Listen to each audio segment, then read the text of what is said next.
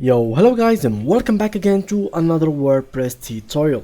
In this video I will be showing you how you can actually link a PDF file inside of your articles or your WordPress website overall.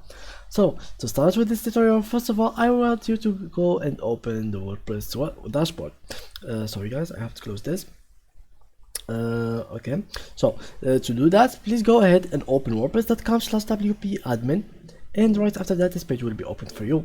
So for those who are not familiar with this page and they don't have it, I've made already a tutorial about how to open it, how to create it, how to get familiar with all these sections. So after you watch these videos, you can come back and watch this video, and if you're ready to go, you will be ready. So this is the page that will be open after you go to that page that I've mentioned before.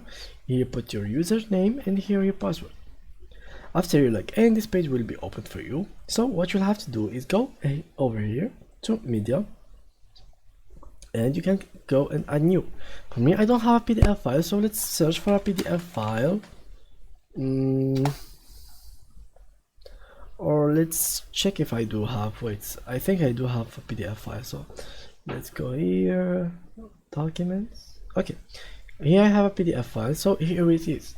So now what you'll have to do is, for example, you can go to a post, edit this one, and from here you can go to add media and add your PDF file, and here it is. Now if you click on update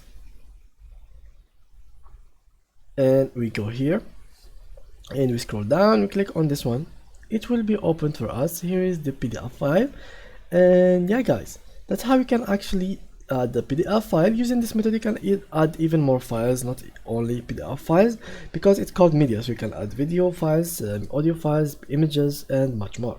So thank you guys for watching, and see you in the next tutorial. Bye bye.